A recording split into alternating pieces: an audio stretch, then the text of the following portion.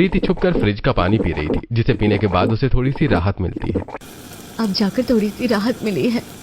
उसके बाद प्रीति सभी को खाना बनाकर परोसती है और जब रमेश भी खाना खाता है तो वो मुंह बनाकर कहता है, अरे ये भी कोई खाना हुआ? इसमें नमक और मिर्च तो बिल्कुल लग ही नहीं रहा है। एक तो पूरा दिन हम बाहर काम करते हैं, इतनी गर्मी में आसान है क्या घर के बाहर काम करना? और ऊपर से रात को जब वापस आते हैं तो ऐसा खाना खाने को मिलता है। बस यही देखना बाकी रह गया था।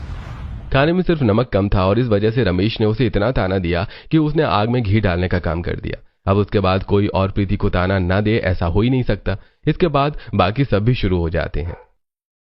अरे इस नासपिटी को कितनी बार समझाया है कि कम से कम तू और कुछ नहीं कर सकती तो ढंग से काम किया कर, लेकिन नहीं, इसका ध्यान काम करने में कहाँ होता है। सच में हमारी तो किस्मत ही फूट गई जो हमारे घर आ गई। सच में हमारा तो सारा मूड खराब कर दिया। तौबा तौबा, हम तो खाना खाने बैठते हैं लेकिन ये तो सारा मूड खराब कर देती है। सच में भाभी, आपको हमारे मूड खराब करने से पहले सोच लेना चाहिए। एक तो हम सब इतनी मेहनत करते हैं और ऊपर से फिर यही सब देखने को रह जाता है क्या? सिर्फ एक छोटी सी गलती पर सब प्रीति को इतनी खरी खोटी सुनाते हैं कि उसकी आंखों में आंसू आ जाते हैं, लेकिन वो अपनी पूरी कोशिश करती है कि एक भी आंसू का बूंद बाहर न निकले, वरना ये लेक्चर और कितनी देर बढ़ सकता है वो खुद नहीं जानती थी। इसलिए वो चुपचाप सब सुनती है और रात को सारा काम खत्म करने के बाद जब वो अपने कमरे की तरफ जा रही थी तो कल सुबह जल्दी टाइम से आ जाना, मुझे कल किसी काम से जल्दी बाहर जाना है, तो मुझे कल का नाश्ता जल्दी चाहिए। जी ठीक है मम्मी जी। और सुन, यहाँ पर जितनी भी पेंट की बाल्टी रखी है इन सबको अपने साथ अपने कमरे में ले जा। अभी पेंट करवा के घर एकदम नया लग रहा है। ये सब कबाड़ हम यहाँ नहीं रख सकते, लेकिन ये बाल्टी कभी काम आएगी तो इसलिए इन्हें अपने कमरे में रख लियो। अब प्रीति सारी बाल्टी लेकर उस बड़े से घर के मेन दरवाजे से बाहर आती है। उसके बाद शांति अंदर से दरवाजा लॉक कर लेती है और उसके बाद वो आंगन से होते हुए एक छोटे से कमरे में जाती है जो पहले स्टोर रूम था। अपनी कोठरी के अंदर जाकर प्रीति सबसे पहले उन सभी पेंट को बाल्टी को कमरे के कोने में रख देती है। ये मेरा कमरा नहीं है, बस एक स्टोर रूम है। मेरा तो यहाँ कुछ भी नहीं है। अब प्रीति अपने लिए खाना बनाने के लिए आटा तैयार करती है, लेकिन सिर्फ 2 रोटी का ही आटा बचा था। आज तो मुझे बहुत ज्यादा भूख लगी है। दिन में भी कुछ खाने का टाइम ही नहीं मिला। 2 रोटी में तो मेरा काम बिल्कुल नहीं चलेगा। कल कहना होगा कि राशन खत्म हो गया है। इस तरह प्रीति खुद से सोचते हुए 2 रोटी बना लेती है और पानी के साथ ही सूखी रोटी खा रही थी। एक तो यहाँ पर इतनी गर्मी है, पंखे के अलावा और कुछ भी नहीं है। मैं तो बहुत परेशान हो रही हूँ, ऊपर से भूख भी नहीं मिटी है। बिना सब्जी की रोटी खाना बहुत मुश्किल है। हे भगवान, मेरे साथ जो ये सब हो रहा है आखिर कब ठीक होगा? लेकिन प्रीति के साथ ये सब क्या हो रहा था और क्यों हो रहा था? उसे इस तरह बिल्कुल अलग क्यों रखा जा रहा था? साथ में उसे उस घर में खाना नहीं खाने देते थे और ना ही सोने देते थे। वो तो अकेले बस अपनी कोठरी में रहती थी और गर्मी में भी वहीं पर अपना अलग अलग खाना बनाकर खाती थी। अगले दिन सुबह प्रीति जल्दी उठकर वहां जाकर फिर से गर्मी में काम करने लगती है। पहले सबको नाश्ता बनाकर देती है। सब मजे से खाना खा रहे थे। मम्मी जी, मेरा भी आटा खत्म हो गया है, आप आटा मंगवा देना। सुबह से कुछ नहीं खाया और कल भी ठीक से खाना नहीं खाया था, तो बहुत भूख लगी है।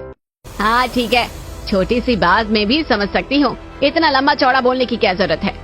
हम क्या तुझे भूखा रखते हैं? मंगवा दूंगी। और उसके बाद घर की साफ सफाई करती है। तब वो छत पर जाकर देखती है कि एक प्लास्टिक का गमला जो खराब हो गया है और टूट भी गया है। अरे ये गमला तो खराब हो गया है। आइडिया, मेरे कमरे में इतनी सारी प्लास्टिक की बाल्टी है। तब प्रीति एक प्लास्टिक की बाल्टी लाती है और उसके अंदर उस गमले को ट्रांसफर कर देती है। मैं और पापा अक्सर ऐसी बाल्टी में घर पर पौधे लगाया करते थे। जब वो घर का काम कर रही थी तभी लैंडलाइन पर रोहन का फोन आता है और शांति उससे बात करती है। हाँ बेटा, तू बता, सब कैसा है वहाँ पर? तू ठीक तो है ना? और तेरा काम कैसा चल रहा है? हाँ माँ, बिल्कुल, यहाँ सब अच्छा चल रहा है और मैं भी एकदम ठीक हूँ। आप सब वहाँ पर कैसे हैं? हाँ बेटा, हम सब यहाँ पर बहुत बढ़िया है और सब एकदम अच्छा है। अच्छा माँ, प्रीति कहाँ है? एक बार उससे बात करवा दीजिए। तब शांति प्रीति को आवाज लगाती है। प्रीति, ओ प्रीति, जरा जल्दी इधर आ, रोहन का फोन है। यह बात सुनकर प्रीति रसोई से दौड़ी चली आती है और उसके आते ही शांति धीरे से मुंह बनाकर धीरे से फुसफुसा कर कहती है, याद रखियो, अगर रोहन को तूने कुछ भी कहा ना तो मुझसे बुरा कोई नहीं होगा। मैं तो सोचती हूँ कि आपसे बुरा कोई क्या ही हो सकता है। ले बेटा, बात कर ले। उसके बाद प्रीति फोन लेती है। हेलो प्रीति, तुम कैसी हो? मैं जब भी फोन करता हूँ तुम कहाँ बिजी रहती हो? तुमसे बात करना ही इतना मुश्किल हो जाता है। जी माफ कीजिए, कुछ नहीं, बस कभी काम करती तो कभी बाहर होती हूँ, तो इसलिए टाइम नहीं मिलता। लगता है तुम अपने पति को मिस नहीं करती, खुद फोन भी नहीं करती हो, बहुत कम फोन करती हो। जी नहीं, ऐसा कुछ नहीं है। अच्छा आप बताइए, आप यहाँ पर कब आएंगे? चिंता मत करो, अगले हफ्ते ही आ जाऊंगा। तुम फोन पर बात भले ही कम करती हो, लेकिन तुम्हें मेरे आने की खुशी हमेशा रहती है, यही सोचकर मैं खुश हो जाता हूँ। इस तरह रोहन प्रीति से बात कर रहा था, लेकिन शांति वहीं पर उसके सिर पर खड़ी होकर सारी बातें सुन रही थी, जिसकी वजह से प्रीति अक्सर अनकंफर्टेबल हो जाती थी और इसलिए वो जल्दी कॉल कट कर देती है। आखिर क्या बात कर रही थी तो इतनी देर से उससे? जी कुछ नहीं मम्मी जी, बस यही हालचाल। हाँ, अगर तूने कभी भी उसे कुछ बताने की कोशिश की ना, तो याद रखियो, तेरा तो मैं ऐसा जीना हराम करूंगी कि तूने सोचा भी नहीं होगा। इतना कहकर शांति वहां से चली जाती है। पहले इतना जीना हराम किया हुआ है, मैंने तो इतना भी नहीं सोचा था, अब इससे ज्यादा क्या ही जीना हराम हो सकता है।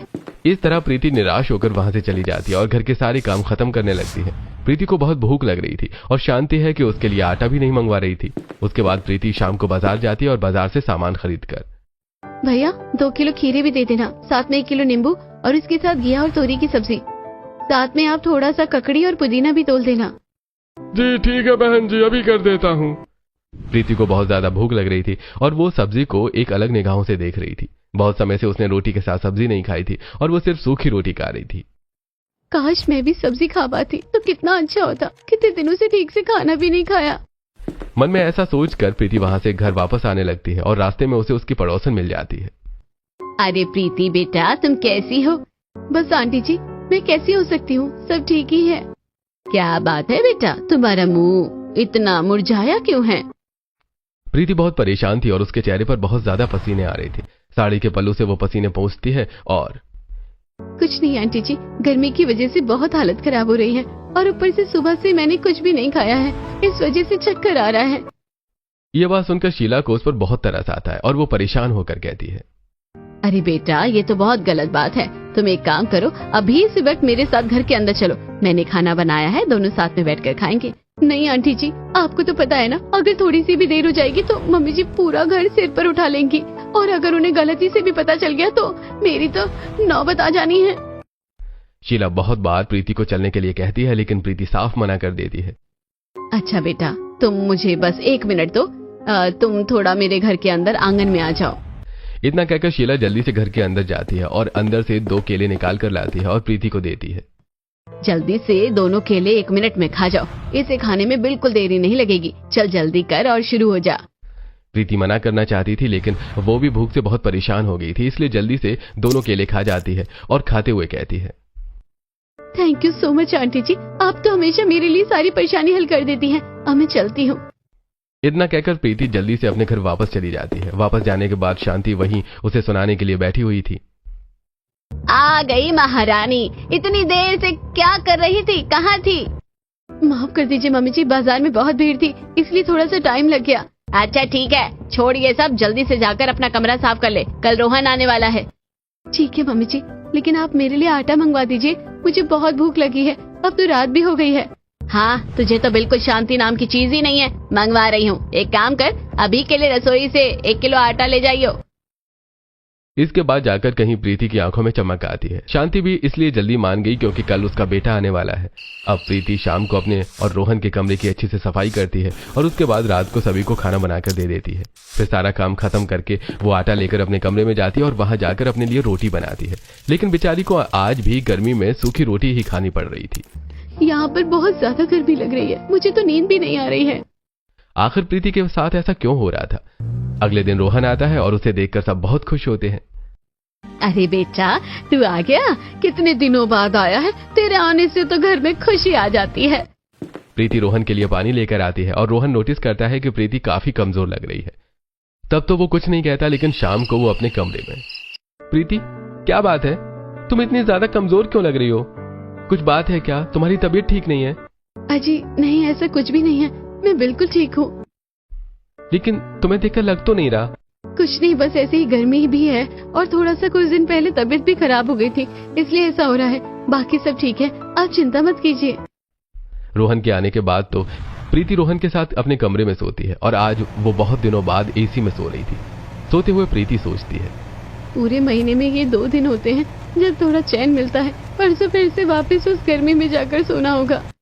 रोहन के सामने तो कोई प्रीति को ना तो ज्यादा डांटता था और ना ही ज्यादा काम करवाता था। 2 दिन प्रीति ने ठीक से खाना भी खाया। प्रीति ने सबको खाना बना कर दिया और वो सबके साथ आज खाना खाने बैठी थी। इतने दिनों बाद जाकर सब्जी खाने को मिल रही है, आज थोड़ा अच्छा लग रहा है। अब रोहन सोमवार को सुबह बैग पैक करता है और देखो तुम अपना ध्यान रखना, तुम्हारी तबीयत बिल्कुल ठीक नहीं है और इस तरह तुम्हें ज्यादा काम नहीं करना चाहिए। हाँ, जब मैं अगली बार आऊंगा तो तुम बिल्कुल ठीक होनी चाहिए। जी ठीक है, आप चिंता मत कीजिए। इतना कहकर घर वालों से अलविदा लेकर रोहन वापस अपने काम पर चला जाता है और उसके जाते ही सबका असली रंग सामने आ जाता है। चल, अब 2 दिन तूने बहुत ऐश कर लिया। मैंने तुझे पैसों का इंतजाम करने को कहा था ना, तूने पैसों का इंतजाम कर दिया? नहीं मम्मी जी, पैसों का इंतजाम नहीं हो सकेगा। आपको तो पता है जितने भी पैसे थे मेरे पापा ने आपको सब दे दिए। अब वो और पैसे कहाँ से लाएंगे? उनके पास जितनी भी सेविंग्स थी सब दे दिए उन्होंने। मैं कुछ नहीं जानती, मुझे पैसे चाहिए तो चाहिए। एक तो तेरे जैसी गरीब फटीचर बहू हमारे घर के अंदर आ गई, कम से कम किसी ढंग के परिवार की लड़की लाती तो मुझे अच्छा खासा दहेज तो मिल जाता।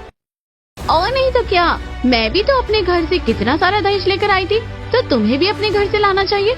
मैं तुझे कुछ दिन का समय दे रही हूँ, अगर मुझे पैसे नहीं मिले तो याद रखियो, अच्छा नहीं होगा।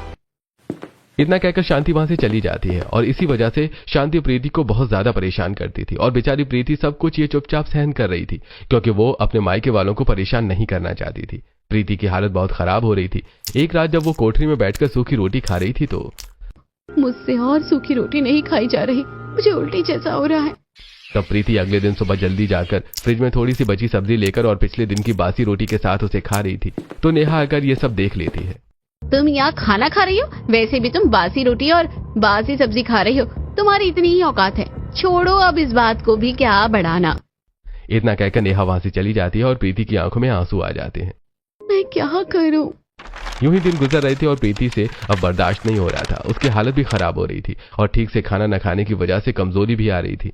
तब एक दिन वो जब कमरे में बैठी थी तो एक काम करती हूँ, यहाँ पर जितनी भी बाल्टी है अपने कमरे के अंदर इन्हीं में थोड़ी बहुत सब्जी लगा लेती हूँ। पुदीना, धनिया, पालक, मिर्च, कम से कम इनकी चटनी या इनका पानी बनाकर पी तो लूंगी। अगले दिन प्रीति जब बाजार जाती है तो शीला के पास जाती है। हाँ बेटा, क्यों नहीं, मैं तेरी मदद जरूर करूंगी। एक काम करना, रात को सबके सोने के बाद मैं तुम्हें मिट्टी ला कर दे दूंगी। कुछ पौधे तुम अपने घर में रख लेना और जैसे टमाटर और बेल वाली सब्जी वाले पौधे हैं तो उन्हें मैं अपनी छत पर रख लूंगी क्योंकि उन्हें धूप की भी जरूरत होगी। तुम आखिर कितने ही पौधे अपने कमरे में छुपा लोगी। सच कहती हूँ, तुम्हारी ये हालत देखी नहीं जाती। तुम सब रोहन को क्यों नहीं बता देती? पता नहीं आंटी जी कि वो मेरे ऊपर विश्वास करेंगे भी या नहीं, और दूसरा मैं नहीं चाहती कि घर परिवार में दरार आए। उन्होंने तेरे साथ हमेशा इतना गलत किया और अभी भी तू उनके बारे में सोच रही है। हे भगवान, इस शांति जैसी डायन तेरी जैसी अच्छी बहू को डिजर्व नहीं करती। अच्छा आंटी जी, अभी मैं चलती हूँ। आप प्लीज मुझे कहीं से भी मिट्टी और बीज लाकर दे देना, मुझसे सूखी रोटी नहीं खाई जाती। अब रात को प्रीति सारा काम खत्म करके जब अपनी कोठरी में चली जाती है तब रात को शीला मुंह छुपाकर मेन गेट के पास आती है और वहां पर लोहे के बने गेट में स्पेस था। वहां से धीरे धीरे करके प्रीति को ढेर सारी मिट्टी और बीज दे देती है। ले बेटा, सारी मिट्टी और बीज तू मुझे 2-3 बाल्टी दे दे, मैं अपनी छत पर तेरे लिए टमाटर और बाकी सब्जी की बेल लगा दूंगी। प्रीति 3-4 बाल्टी शीला को दे देती है और उसके बाद शीला अपने घर चली जाती है और प्रीति भी सारा सामान लेकर घर के अंदर चली जाती है। वो अपने छोटे से कमरे में आ गई थी और उसने बाल्टी निकालकर उनके अंदर अच्छे से मिट्टी को भर दिया था। जब बाल्टी पूरी मिट्टी से भर जाती है तब वो उसके अंदर बीज डाल देती है और उसके बाद उसमें पानी डाल देती है। बस अब इनके बढ़ने का इंतजार है। मैंने इसमें पालक, पुदीना, कड़ी पत्ता, धनिया, मिर्ची, बैंगन लगा दिया है। अगले दिन फिर से प्रीति का वही रूटीन होता है। सुबह वो पूरा दिन घर का काम करती है। एक दिन जब प्रीति हॉल में झाड़ू लगा रही थी तब रोहन का कॉल आता है। शांति रोहन से बात करती है। नहीं रोहन बेटा, अभी प्रीति घर पर नहीं है, वो बाहर शॉपिंग करने गई है। जब आएगी तो मैं बात करवा दूंगी। इतना कहकर शांति कॉल कट कर देती है और ये सब देखकर प्रीति को बहुत बुरा लगता है। कॉल कट करने के बाद शांति फिर से प्रीति को ताने देना शुरू करती है। तेरे पास सिर्फ 1 हफ्ता है, अगर 1 हफ्ते के अंदर तूने मुझे पैसे नहीं दिए तो मैं खुद तुझे इस घर से धक्के मार कर निकाल दूंगी। इतना कहकर शांति वहां से चली जाती है और प्रीति की आंखों में आंसू आ जाते हैं और वो छत पर जाती है जहां पर शीला प्रीति के बाल्टी वाली सब्जियों में पानी दे रही थी। क्या बात है बेटा, तुम इतनी उदास क्यों हो? जरूर आज फिर से उस चुड़ैल ने तुम्हें कुछ कहा होगा। मम्मी जी मुझे पैसे लाने के लिए कह रही है, लेकिन मुझे समझ नहीं आ रहा इतने सारे पैसे मैं कहाँ से लाऊंगी, जब पहले ही मैं उन्हें इतने सारे पैसे दे चुकी हूँ। बेटा मैं तो यही कहूँगी कि तुझे रोहन को सब बता देना चाहिए। एक बार बात करके तो देख, क्या पता सब ठीक हो जाए। नहीं आंटी जी, अगर उन्होंने मेरी बात पर विश्वास नहीं किया तो क्या पता हालात और भी ज्यादा बिगड़ जाए। बेटा इससे ज्यादा तो हालात और क्या बिगड़ेंगे। अच्छा देख, तेरी बाल्टी के पौधे धीरे धीरे उगने लगे हैं। अब जल्दी ही इनके अंदर सब्जी भी लग जाएगी, खीरा, तोरई और लौकी। इसलिए मैंने अपनी छत पर लगाई है, क्योंकि इन पर जल्दी ही बेल लगने वाली है। और मैंने तो तेरे लिए खरबूजा भी लगा दिया है। मैं भी अपने कमरों के पौधों को जरा धूप देकर आती हूँ। अब प्रीति ने जब से पौधे लगाए थे तब से वो थोड़ा बिजी हो गई थी। वो दिन में अपने कमरे में आती और जब कोई नहीं होता तो खिड़की खोल देती थी ताकि धूप पौधों पर लग सके। वो उनसे बातें भी करती थी। देखो तो तुम्हारे कितने सुंदर पत्ते निकल रहे हैं। अब तुम जल्दी जल्दी बड़े हो रहे हो। तुम कितने प्यारे हो। कहते हैं इंसान हो या पौधा, अगर हम उसके पास पॉजिटिव एनर्जी देंगे तो वो और कितना अच्छा खिलता है। और तुम्हें देखकर तो मेरे अंदर पॉजिटिविटी आती है। थोड़ी देर धूप लगने के बाद, चलो आज के लिए बहुत धूप हो गई है, वैसे भी इतनी तेज गर्मी है। अब थोड़ी देर तुम्हें छाव में रख देती हूँ। इस तरह प्रीति अपने पौधों का अच्छे से ध्यान रख रही थी। कुछ दिनों बाद रोहन फिर से आता है। वो देखता है कि प्रीति इस बार और भी ज्यादा कमजोर हो गई। मुझे समझ में नहीं आ रहा तुम्हें क्या हो रहा है। 1 महीने में तुम और भी ज्यादा कमजोर हो गई हो। अब तक तुम ठीक ही नहीं हुई हो। मुझे कुछ नहीं हुआ है, सब ठीक है। आप इतनी चिंता मत कीजिए। ऐसे कैसे न करूं, कुछ बात है तो मुझे बताओ। मैंने कहा ना कुछ बात नहीं है। रोहन के बार बार पूछने पर भी प्रीति कुछ नहीं बताती और मना कर देती है। रोहन को कुछ ठीक नहीं लगता और वो भारी मन से वापस चला जाता है। प्रीति पूरा दिन घर का काम करती और जब भी उसे समय मिलता तो अपने पौधों से आकर बातें करती। आज उसके पौधों में पालक, पुदीना और धनिया लग गया था, जिन्हें तोड़ने के बाद वो सिलबट्टे पर चटनी बनाती है। और आज इतने दिनों बाद वो सूखी रोटी खाने के बजाय चटनी के साथ रोटी खाती है। आज खाना उसे अच्छा लग रहा था। आज कितना अच्छा लग रहा है। अगले दिन प्रीति सारा काम खत्म करने के बाद छत पर जाती है और बेटा तू सही समय पर आई है। देख खीरा भी लग गया है, जल्दी से खीरा तोड़ कर ले जा और घिया भी तोड़ ले। आज रात को सब्जी बना लेना। ले मैं तेरे लिए मिर्च मसाला लेकर आई हूँ, कढ़ाई भी रख ले। अभी जल्दी से सारा सामान ले जा। शांति और नेहा दोनों घर पर नहीं है, जल्दी से अच्छा खाना खा ले। Thank you so much aunty ji, आप बहुत अच्छी हैं।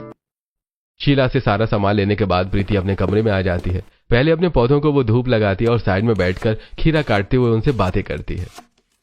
तुम सबकी वजह से ही मैं अभी तक जिंदा हूँ और तुम्हारी वजह से ही मुझे जीने की एक नई किरण और नई उम्मीद मिली है। वरना तो पता नहीं मेरे साथ क्या हो जाता। मैं तो अपनी हिम्मत और सब कुछ हारने ही लगी थी, लेकिन तुम्हें बढ़ता हुआ देखकर मुझे भी बहुत हिम्मत मिल रही है। अब मैं हार नहीं मानूंगी। अब मैं फिर से सब ठीक करने की कोशिश करूंगी। भले ही मैं अकेली हूँ, लेकिन कोई बात नहीं, एक न एक दिन सब ठीक होगा ही। बाल्टी में लगे पौधों को पानी देने के बाद प्रीति उनसे बात करती है और उसके बाद उन सबको खिड़की से थोड़ी धूप लगाने के बाद उन्हें साइड कर देती है। किसी को भी तुम्हारे यहाँ होने का पता नहीं होना चाहिए, नहीं तो बहुत बड़ी गड़बड़ हो सकती है। अब मैं थोड़ी देर बाद वापस आऊंगी। उसके बाद प्रीति घिया की सब्जी बनाती है और उसके साथ आज रोटी खाती है। बहुत दिनों बाद जाकर उसे सब्जी खाने को मिल रही थी। इस तरह बाल्टी के पौधे उसकी ताकत बनते हैं और वहीं दूसरी तरफ शांति का अत्याचार भी बढ़ता रहता है। लगता है तू ऐसे नहीं मानेगी, अभी तेरे पापा को फोन करती हूँ। शांति प्रीति के पिता को कॉल करती है। अगर मुझे कुछ दिनों में पैसे नहीं मिले तो तुम्हारी बेटी को तुम्हारे घर पर मैं छोड़ दूंगी। देखिए समधन जी, ऐसा मत कीजिए। हमने अपना खेत बेचकर पहले ही आपको इतने सारे पैसे दे दिए। अब हमारे पास सिर्फ हमारा घर बचा है। हमारी बेटी को परेशान मत कीजिए। इस तरह प्रीति के पिता शांति से बहुत रिक्वेस्ट करते हैं और फोन स्पीकर पर था। जब खेत वाली बात प्रीति को पता चलती है तो उसके पांव तले जमीन खिसक जाती है। उसे बिल्कुल बर्दाश्त नहीं होता कि आखिर ये कैसे हो गया। अब प्रीति को बहुत गुस्सा आता है। आप ऐसा कैसे कर सकती हैं? आपकी वजह से मेरे पिता ने अपना खेत भी बेच दिया। और कितनी निर्दयी हो सकती हैं आप। अरे थोड़ी तो शर्म कीजिए। तेरी इतनी हिम्मत मुझसे ऐसे जुबान लड़ाने की? आखिर तेरी औकात ही क्या है जो मुझसे बहस कर रही है? उसके बाद शांति प्रीति को बहुत खरी खोटी सुनाती है और बेचारी प्रीति रोते हुए वापस अपने कमरे में आ जाती है। ये बात उसके लिए बहुत बड़ी थी, लेकिन तभी रोहन आ जाता है और वो अचानक से प्रीति को पूरे घर में कहीं नहीं देखता तो। अरे बेटा, तू अचानक से कैसे आ गया? माँ, प्रीति कहाँ है? बेटा प्रीति तो बाहर गई है, तू बैठ जा, बस आती ही होगी। शांति नेहा को इशारा करती है और नेहा सब समझ जाती है। तब नेहा प्रीति को आकर बुलाती है। चलो रोहन आया है और इसके सामने अगर तुमने कुछ बताने की कोशिश की तो अच्छा नहीं होगा। अब प्रीति पूरी तरह टूट चुकी थी। जब वो रोहन के सामने आती है तो उसकी हालत देखकर रोहन बहुत हैरान हो जाता है। वो बहुत ज्यादा रो रही थी, जिसे देखकर रोहन परेशान होता है। क्या बात है प्रीति, तुम रो क्यों रही हो? तुम ठीक नहीं हो ना? नहीं, मैं बिल्कुल ठीक नहीं हूँ। यहाँ पर कुछ भी ठीक नहीं है। यहाँ पर सब बुरा है। अब बस और बर्दाश्त नहीं होता। तब प्रीति रोहन को एक एक बात बता देती है जो आज तक उसके साथ हो रही थी। हर अत्याचार, हर टॉर्चर वो रोहन को सब बताती है, जिसे सुनकर रोहन की आंखों में भी आंसू आ जाते और वो भड़कते हुए कहता है, अच्छा हुआ मैंने अचानक से यहाँ पर आकर सब सच जान लिया, वरना तो कभी सच मेरे सामने आता ही नहीं। आप लोग मेरी पत्नी के साथ ऐसा कैसे कर सकते हैं? मम्मी, अगर कल को रिया के ससुराल वाले उसके साथ ऐसा करेंगे तो आपको कैसा लगेगा? और नेहा भाभी, आप भी तो लड़की हैं, अगर आपके साथ ऐसा होता तो आपको कैसा लगता? रिया, तुमने भी इन सब का साथ दिया। अरे लानत है आप सब पर। मैं आज अभी इसी वक्त अपनी पत्नी को यहाँ से लेकर जा रहा हूँ। नहीं बेटा, ऐसा मत कर, हमें माफ कर दे। नहीं, मैं आप लोगों को कभी माफ नहीं कर सकता। मैं अपनी पत्नी को लेकर जा रहा हूँ। रोहन प्रीति का सामान पैक करता है और जब वो उसे कोठरी में जाकर देखता है कि प्रीति अक्सर उसी में रहती थी तो उसका दिल और ज्यादा टूट जाता है। तुम इतने टाइम से यहाँ रह रही थी, मुझे माफ करना, मैं समय पर कुछ नहीं कर सका। मुझे बहुत दुख है कि तुम्हारे साथ ऐसा हुआ, सारी गलती मेरी है। नहीं, आप अपने आप को दोष मत दीजिए, आपकी कोई गलती नहीं। लेकिन यहाँ पर ये जो बाल्टी में पौधे हैं, इन्हें मैं यहाँ अकेला छोड़कर नहीं जा सकती। पिछले कई दिनों से इन्होंने ही मेरा साथ दिया है, इनकी वजह से ही मैं यहाँ जिंदा हूँ। चिंता मत करो, हम इन्हें अपने साथ लेकर जाएंगे। इस तरह ट्रक में सारा सामान लोड हो जाता है और उसके बाद शीला उन दोनों से मिलने आती है और शीला की आंखों में भी आंसू आते हैं। आपने बिल्कुल सही कहा था आंटी जी कि मैं अचानक से यहाँ आकर देखूंगा तो मुझे सब सच पता चल जाएगा। माफ करना, मैंने शुरू में आपके ऊपर विश्वास नहीं किया। कोई बात नहीं बेटा, लेकिन मुझे बहुत खुशी है कि आखिरकार तुम्हें इस नर्क से छुटकारा मिल गया। मुझे तुम्हारी बहुत याद आएगी, अपना ध्यान रखना। उसके बाद प्रीति रोते हुए शीला के गले लग जाती है। Thank you so much aunty ji, आपकी वजह से मैं यहाँ पर रह पा रही थी, वरना अकेले में मैं किसी भी चीज का सामना नहीं कर पाती। इतना कहकर प्रीति और रोहन वहां से चले जाते हैं और शीला की छत पर 2 बाल्टी में सब्जी लगी हुई थी जिन्हें वो रोज पानी देती थी और उनका अच्छे से ध्यान रखती, जिसकी वजह से उसे हमेशा प्रीति की याद आती थी। वहीं दूसरी तरफ प्रीति भी अब रोहन के साथ रह रही थी और अपनी बाल्टी वाली सब्जियों के साथ ही अपनी रसोई करती थी, क्योंकि प्रीति को अब उनके साथ एक नई ऊर्जा मिलती थी। तुम कुछ भी भूल सकती हो, लेकिन अपनी बाल्टी वाली सब्जियों को नहीं, क्योंकि इनसे अब मुझे बहुत ज्यादा लगाव हो गया है। कहते हैं ना, किसी भी चीज को पॉजिटिविटी के साथ करो तो वो अपनी एक नई ऊर्जा के साथ बढ़ते हैं, चाहे पौधे हो या इंसान। मैं भी पूरी कोशिश करूंगा तुम्हें हमेशा पॉजिटिव रखने के लिए। इस तरह दोनों अपनी नई जिंदगी दोबारा से अच्छे से शुरू करते हैं और अब से वो दोनों अक्सर प्रीति के मायके मिलने जाया करते थे। आपने जो पहले वाली जमीन बेच दी उसे तो मैं वापस नहीं ला पाऊंगा, लेकिन जो दूसरी जमीन आपने गिरवी रखी थी वो आपको अगले महीने वापस मिल जाएगी। मुझे माफ कर दीजिए, मेरे परिवार वालों ने आपके साथ जो कुछ भी किया। अरे कोई बात नहीं बेटा, बस हमारी बेटी तुम्हारे साथ खुश है, हमें यही चाहिए और कुछ नहीं चाहिए। चलिए सब साथ में बैठकर खाना खाते हैं। इस तरह सब साथ बैठकर खाना खाते हैं और शाम को आपको सिर्फ मेरे परिवार वालों से नहीं मिलना चाहिए, अपने परिवार वालों से भी मिल लेना चाहिए। नहीं, उन्होंने तुम्हारे साथ बहुत गलत किया है, मैं उन्हें कभी माफ नहीं करूंगा। वहीं दूसरी तरफ बाकी सबको भी अपनी गलती का एहसास था। हमें ऐसा नहीं करना चाहिए था। मेरी छोटी बहू ही मेरा इतना ध्यान रखती थी, इतना ताना सुनाने के बाद भी आज तक उसने मुझे उल्टा नहीं बोला। बड़ी बहू तो अब ठीक से कुछ भी नहीं कर पाती। मैंने हमेशा गलत में तुम्हारा साथ दिया, अब इन सब चीजों की वजह से हमारा बेटा भी हमसे अलग हो गया। वहीं दूसरी तरफ नेहा रसोई में जब खाना बना रही थी, अब तो मैं इस घर की नौकरानी बनकर रह गई हूँ, वरना जब मेरी देवरानी थी तो कितने अच्छे से घर संभाल लेती थी और मेरी कितनी इज्जत करती थी। मैंने अपने पैरों पर खुद कुल्हाड़ी वाली, मैंने उसके साथ बहुत गलत किया, मुझे ऐसा नहीं करना चाहिए था। सबको अपनी गलती का एहसास हो रहा था, लेकिन क्या फायदा, उन्होंने जो कुछ किया वो बहुत ज्यादा गलत था। अगले दिन जब प्रीति और रोहन बाजार में थे तो सामने उन्हें शांति और नेहा मिलते हैं। बेटा, अब तो हमें माफ कर दे, तू हमारे फोन भी नहीं उठाता है, तूने तो हमें बिल्कुल अपनी जिंदगी से निकाल कर फेंक दिया। कृपया करके हमारे साथ ऐसा मत कर, घर वापस चल बेटा। हाँ प्रीति, हमें माफ कर दो, हमने तुम्हारे साथ बहुत गलत किया है। नहीं, मुझे ना तो आप लोगों से कोई बात करनी है और ना ही आप लोगों के साथ कहीं जाना है, मेरा आपसे कोई रिश्ता नहीं है। ऐसा मत कीजिए प्लीज, ये हमारा परिवार है, आपको इनसे सारे रिश्ते नाते नहीं तोड़ने चाहिए। ये सब देखने के बाद शांति और नेहा और भी ज्यादा शर्मिंदा हो जाते हैं और शांति की आंखों में आंसू आ जाते हैं कि उसने इतना बुरा किया, फिर भी प्रीति उनके बारे में ही बात कर रही थी। बेटा, हो सके तो हमें माफ कर देना और कभी घर वापस आ जाना।